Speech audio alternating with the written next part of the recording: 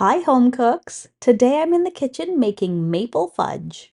This maple fudge is sinfully sweet and full of delicious flavor. A maple candy that instantly brings back the memories of chilly spring days, trips to the sugar shack, and holiday gatherings. Sweet and silky, this fudge blends the deep, rich taste of pure maple syrup with a velvety finish that lingers long after the last bite.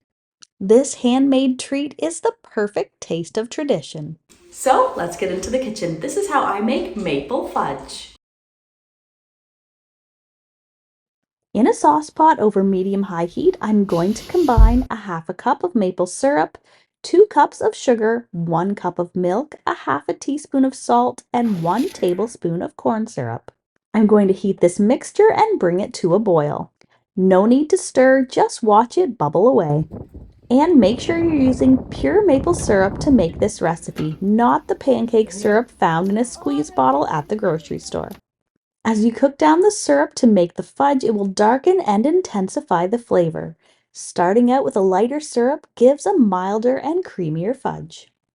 While any type of pure maple syrup will work for this recipe, my go-to is golden or amber. It has a milder and lighter flavor.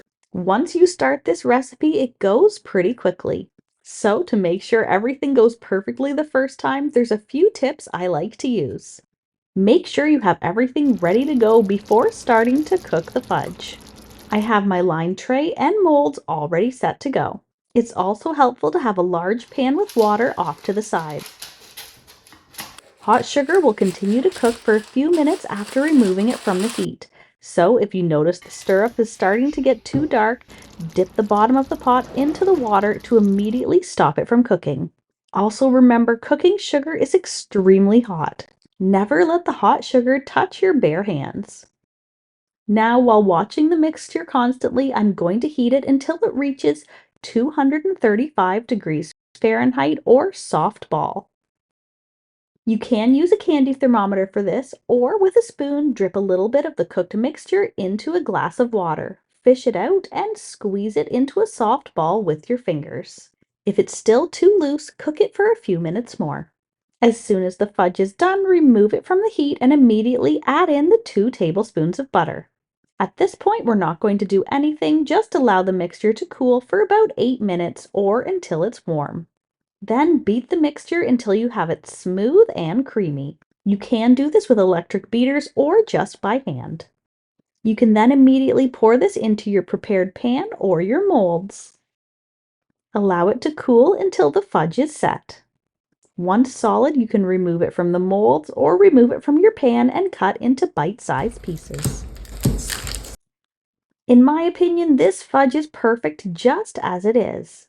However, there are some fun ways that you can use to decorate your maple fudge. Some great choices are toasted shredded coconut, coarse sea salt, chopped nuts, festive sprinkle, crispy bacon bits, or chocolate drizzle.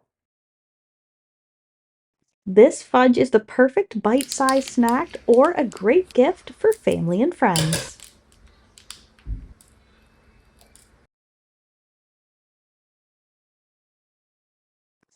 Enjoy!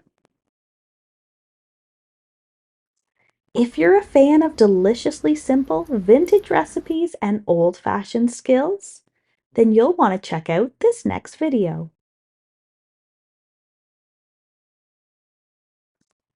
Thanks for stopping by.